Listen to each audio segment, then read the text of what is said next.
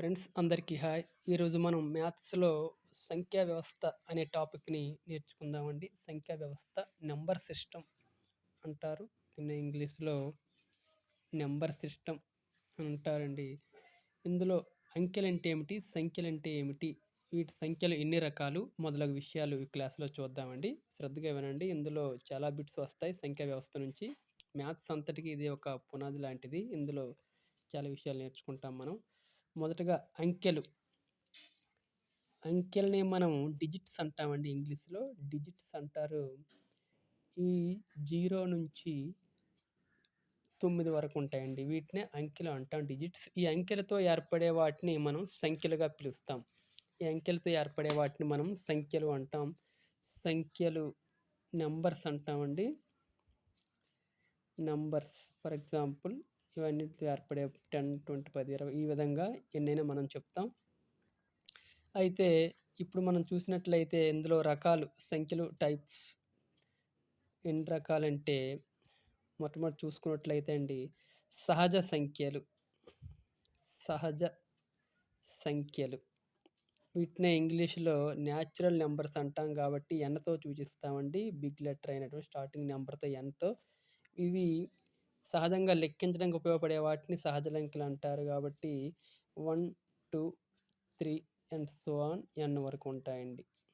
వీటిని సహజ సంఖ్యలు అంటాం. ఇందులో బిట్ చూసుకున్నట్లయితే మనం అతి చిన్న సహజ సంఖ్య ఏదంటే ఒకటే అని చెప్తామండి. స్మాలెస్ట్ న్యాచురల్ నెంబర్ 1 అంటాం. అతి పెద్ద సహజ సంఖ్య అంటే మనం చెప్పలేమండి. అపరిమితం కాబట్టి చెప్పలేము.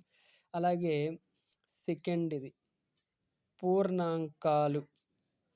పూర్ణాంకాలు వీటినే ఇంగ్లీష్‌లో హోల్ నంబర్స్ అంటామండి. వీటినే మొదటి అక్షరం అయినటువంటి డబ్ల్యూ బిగ్ లెటర్ కాబట్టి బిగ్ డబ్ల్యూతో సూచిస్తాం. హోల్ నంబర్స్ అంటాం. వీటికి 0 యాడ్ చేయడం అండి. 0 హోల్ అంటే 0 కాబట్టి 0 నుంచి స్టార్ట్ అవుతే సేమ్ న్యాచురల్ నెంబర్స్తోనే వస్తాయండి. ఇవి n వరకు. అతి చిన్న పూర్ణాంకం అడిగితే 0 అని చెప్పాలి. అతి పెద్ద పూర్ణాంకం అంటే మనం చెప్పలేమండి. అపరిమితం కాబట్టి పెద్ద ఎంతైనా ఉండొచ్చు. +1 యాడ్ చేస్తే ఎంతైనా అవుతుంది కాబట్టి అతి చిన్న పూర్ణాంకం అంటే 0 అండి. అతి చిన్న పూర్ణాంకం 0 అవుతుంది. పెద్దదనేసరికి మనం చెప్పలేమండి. అలాగే థర్డ్ వచ్చేసి పూర్ణ సంఖ్యలండి. ఈ డిఫరెన్స్ చూడండి. పూర్ణాంకాలు వేరు, పూర్ణ సంఖ్యలు వేరు. పూర్ణ సంఖ్యలు వీటినే ఇంగ్లీష్‌లో ఇంటీజర్స్ అంటాం కానండి. ఇది జెడ్‌తో సూచిస్తామండి. ఇది చాలా సార్లు అడిగాడు బేసిక్స్‌కి అప్పుడు. టెట్, డిఎస్సి, స్మాల్ డైట్ ఎగ్జామ్స్‌లో పూర్ణ సంఖ్యని దేనితో సూచిస్తామంటే జెడ్‌తో అండి. వీటిని ఇంటీజర్స్ అంటారు. ఇంగ్లీష్‌లో అయితే ఇంటీజర్స్ అంటాం కానీ జెడ్‌తో సూచిస్తాం. ఎందుకంటే అండి వీటికే మరొక పేరు జెనిత్ నంబర్స్ అని పేరు. జెనిత్ నంబర్స్ అంటారు కాబట్టి అందులో తీసుకొని జెడ్ అని చెప్తారు. ఇంకో విధంగా జహలర్ అనే సైంటిస్ట్ వీటిని కనిపెట్టడం వల్ల అతని యొక్క పేరులో మొదటి అక్షరాన్ని జెడ్‌తో సూచిస్తామండి. జెనిత్ నంబర్స్ లేదా జహలర్ అనే శాస్త్రవేత్త కనుగొనడం వల్ల వీటిని జెడ్‌తో సూచిస్తాం. వీటిని ఇంగ్లీష్‌లో ఏమంటారంటే ఇంటీజర్స్ అంటామండి. ఇందులో 0 ఉంటుంది. దీన్నే మధ్యమ పూర్ణ సంఖ్య అని చెప్తాం. 0కి కుడివైపున ఉండేవన్నీ ధన పూర్ణ సంఖ్యలు. ఇవి అపరిమితంగా ఉంటాయి. అలాగే 0కి ఎడమ వైపున రుణపూర్ణ సంఖ్యలండి. -1, -2 ఈ విధంగా అపరిమితంగా ఉంటాయండి. వీటినే మనం పూర్ణ సంఖ్యలని చెప్తాం. ఇక్కడ మనం బిట్ చూసినట్లయితే అండి పూర్ణ సంఖ్యల్లో మధ్యమ సంఖ్య అని అడుగుతాడండి. పూర్ణ సంఖ్యల్లో మధ్యమ సంఖ్య ఏదంటే 0 అని చెప్పాలి. పూర్ణ సంఖ్యల్లో మధ్యమ సంఖ్య. మీరు నోట్ రాయడానికి టైం పడుతుందని మీరే గుర్తుపెట్టుకోండి నేను చెప్తుంటే కొంచెం.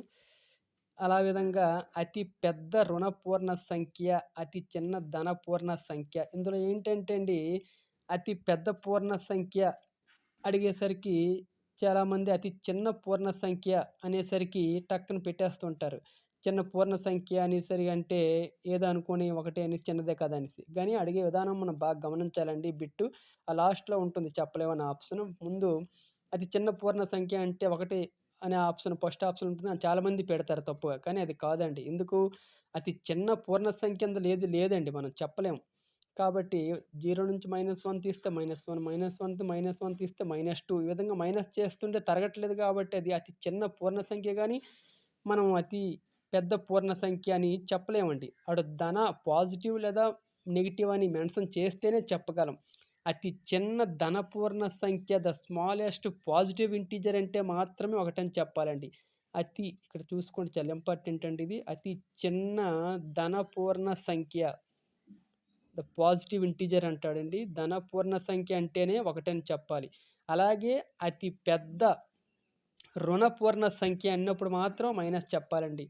ద బిగ్గెస్ట్ నెగెటివ్ ఇంటీజర్ అంటాడండి. అతి పెద్ద రుణపూర్ణ సంఖ్య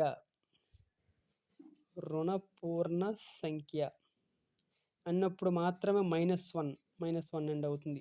అతి పెద్దది రుణపూర్ణ సంఖ్య. ఎందుకంటే దీనికి మరి ఎంత కలిపినా మనం +1 కలపండి. పెద్దది అవ్వాలంటే ప్లస్ చేయాలి కదండి. +1 కలిపితే ఎంత వస్తుందండి? 0 వస్తుంది. 0 అనేది ధనపూర్ణ సంఖ్య కాదు, రుణపూర్ణ సంఖ్య కాదండి. 0 తటస్థం అది. ఓన్లీ మధ్యమ సంఖ్య మాత్రమే. పూర్ణ సంఖ్యల్లో మధ్యమ సంఖ్య అడిగితేనే 0 అని చెప్పాలి. కాబట్టి దానికి మనం -1 అతి పెద్దదవుతుంది. దీనికి +1 చేస్తే 0 వచ్చేస్తుంది. అలాగే +2 చేయండి, +1 వస్తుంది. కాబట్టి అతి పెద్దది రుణపూర్ణ సంఖ్య మాత్రం -1 అవుతుంది. అతి చిన్న రుణపూర్ణ సంఖ్య మనం చెప్పలేము. ఎందుకంటే -1 చేస్తే -2 అవుతుంది. -1కి -2 చేసినా -3 అవుతుంది. అలా విధంగా ఎంతైనా అవుతుంది కాబట్టి అతి చిన్న రుణపూర్ణ సంఖ్య చెప్పలేం.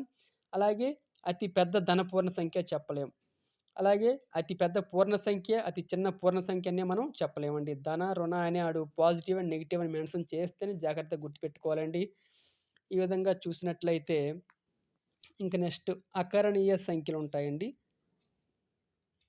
అక్కడ కన్‌ఫ్యూజ్ అవుతారు కాబట్టి చాలాసార్లు అడిగాడు, అందుకే కొంచెం డిస్కస్ చేయడం జరిగింది. అకర్ణీయ సంఖ్యలు, వీటిని మనం కోషెంట్ నెంబర్స్ అని చెప్తారు. అలాగే రేషనల్ నెంబర్స్ అంటాం కాబట్టి కోషెంట్ నెంబర్స్ అంటారు కాబట్టి దీన్ని క్యూతో సూచిస్తామండి. అకర్ణీయ సంఖ్యల్ని రేషనల్ అని కూడా పిలుస్తారు. రేషనల్ నెంబర్స్ ఇవి p/q రూపంలో మనం రాసే వాటిని అన్నిటిని అకర్ణీయ సంఖ్యలు అని చెప్తామండి. p/q రూపంలో ఉండాలి. For example 2/3, 3/4, 4/6 and so on p/q రూపంలో ఉండాలండి. వీటిని అకర్ణీయ సంఖ్యలు అంటారు. ఇందులో 2 రకాలు ఉంటాయండి అకర్ణీయ సంఖ్యల్లో. అంతం అయ్యే దశాంశాలు, అలాగే అంతం కాని ఆవర్తిత దశాంశాలు. ఎండ్ అవ్వండి కానీ రిపీట్ అవుతాయి. అంతం కాని ఆవర్తిత అంటే రిపీట్ అవుతాయి. ఆవర్తిత అంటే రిపీట్ అండి. రిపీట్ అయ్యే దశాంశాలు. అంతం అయ్యే దశాంశాలు ఎగ్జాంపుల్ చూసుకోండి. ఇప్పుడు మనం ఫర్ ఎగ్జాంపుల్ 20/5, 5 ఒకట్ల 5 నాలుగుల ఇది అంతం అయిపోయింది కాబట్టి అండి ఇది అంతమయ్యే దశాంశాలు. అంటే 4/1ని మనం p/q రూపంలో రాయొచ్చు కదండి. ఇక్కడ ఇంపార్టెంట్ బిట్ అండి, మర్చిపోయినట్టు. పీక్యూలు అనేవి పూర్ణ సంఖ్యలయ్యే ఉండాలి. పీక్యూలు ఇంటీజర్స్, ఆల్వేస్ ఇంటీజర్స్ అంటాడు. పీక్యూలు పూర్ణ సంఖ్యలై ఉండాలి. పూర్ణ సంఖ్యలు అయ్యి ఉండాలి. అయితే అంతం కాని ఆవర్త దశాంశాలండి. ఇది ఫర్ ఎగ్జాంపుల్ 1/3 తీసుకోండి. ఇప్పుడు చూడండి, ఇది అంతం కాదు కానీ రిపీట్ అవుతుంటుంది, ఆవర్తితం అవుతుంటుంది. ఫర్ ఎగ్జాంపుల్ 3ని 1 చేత భాగించండి అండి. 3 ఇది విభాజ్యం, ఇది కోషెంట్ అంటారు, భాగఫలం అని. ఇప్పుడు పాయింట్ పెట్టుకుంటే 0 వస్తుంది. 3 మూడుల 9, మళ్ళీ 1 వస్తుంది. పాయింట్ ఉంది కాబట్టి మళ్ళీ పెట్టుకోవచ్చు, 0 వేసుకోవచ్చు డైరెక్ట్‌గా. మళ్ళీ 3 మూడుల 9. ఈ విధంగా 1 అనేది అలాగా ఈ 3 అనేది అంతం అవ్వదు కానీ రిపీట్ అవుతుంది. ఆవర్తితం అంటే రిపీట్ అవుతుంది కాబట్టి దీన్ని ఏం రాసుకోవచ్చు మనం, 0.333 ఇలా వస్తుంది కాబట్టి దాన్ని అస్తమానాలు 3 వేయకుండా 0.3 బార్ అని రాసుకోవాలి. బార్ అంటే అది రిపీటెడ్ అని అర్థం అండి. దీన్ని మనం p/q రూపం రాయాలి. ఎలాగో మీకు తెలుసు చాలామందికి. ఇందులో ఏంటంటే ముందు నెంబర్ మొత్తాన్ని రాసియాలి. ఆ తర్వాత లవంలో, హారంలో పాయింట్ తర్వాతే చూడాలి. ఎన్ని బార్ కింద ఉన్న ఎన్ని నెంబర్లు అయితే ఉన్నాయో, బార్ కింద ఒక నెంబర్ ఉంది కాబట్టి ఒక 9 వేసుకోవాలి. అది లేనట్లయితే 0 వేసుకోవాలి. అది మనం తర్వాత డిస్కస్ చేద్దామండి. ఇప్పుడు మనకి 3 ఒకట్ల 3 మూడుల అదే నెంబర్ వచ్చింది కదండి, 1/3. ఇది ఆ విధంగా మనం ఇక్కడ తయారు చేయడం జరుగుతుంది. కాబట్టి ఇందులో రెండండి, అకర్ణీయ సంఖ్యల్ని మనం రేషనల్ నెంబర్స్ అంటాం. వీటినే కోషెంట్ అంటాం కాబట్టి ఇది క్యూతో సూచిస్తారు. దేంతో సూచిస్తారంటే క్యూతో అండి. లెటర్స్ కూడా చాలాసార్లు అడిగాడు వీటి గురించి, దేంతో సూచిస్తామని నెంబర్ సింబల్ని.